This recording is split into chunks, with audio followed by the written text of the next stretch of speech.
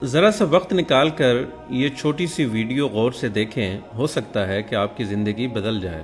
جب موت آئے گی تو یقین جانیں کہ کچھ بھی کام نہ آئے گا۔ آپ کے دنیا سے جانے پر کسی کو کوئی فرق نہیں پڑے گا۔ اس دنیا کے سب کام کاج جاری رہیں گے۔ آپ کی ذمہ داریاں کوئی اور لے لے گا۔ آپ کا مال وارثوں کی طرف چلا جائے گا اور آپ کو اس مال کا حساب دینا ہوگا۔ موت کے وقت سب سے پہلی چیز جو آپ سے چلی جائے گی وہ نام ہوگا۔ لوگ کہیں گے کہ میت کہاں ہے؟ جب وہ جنازہ پڑھنا چاہیں گے تو کہیں گے کہ جنازہ لائیں۔ جب دفن کرنا شروع کریں گے تو کہیں گے کہ میت کو قریب کر دیں۔ آپ کا نام ہرگز نہ لیا جائے گا۔ مال، حسب و نسب، منصب اور اولاد کے دھوکے میں نہ آئیں۔ یہ دنیا کس قدر زیادہ حقیر ہے اور جس کی طرف ہم جا رہے ہیں وہ کس قدر عظیم ہے۔ آپ پر غم کرنے والوں کے 3 اقسام ہوں گی۔ جو لوگ آپ کو سرسری طور پر جانتے ہیں وہ کہیں گے ہائے مسکین، اللہ اس پر رحم کرے۔ آپ کے دوست چند گھڑیاں یا چند دن غم کریں گے، پھر وہ اپنی باتوں اور ہنسی مذاق کی طرف لوٹ جائیں گے۔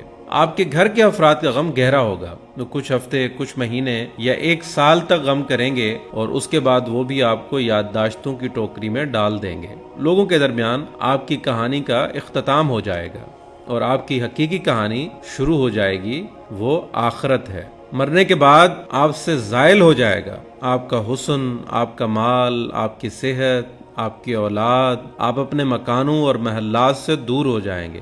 شوہر بیوی سے اور بیوی شوہر سے جدا ہو جائے گی۔ آپ کے ساتھ صرف آپ کا عمل باقی رہ جائے گا۔ یہاں یہ سوال پیدا ہوتا ہے کہ آپ نے اپنی قبر اور آخرت کے لیے بھی ابھی سے کوئی تیاری کی ہے؟ یہ وہ حقیقت ہے جو غور و فکر کے محتاج ہے، اس لیے آپ اس کی طرف توجہ کریں۔ فرائض، نوافل، پوشیدہ صدقہ، نیک اعمال، تہجد کی نماز اور اچھے اخلاق کی طرف توجہ کریں، شاید کہ اس سے نجات ہو جائے۔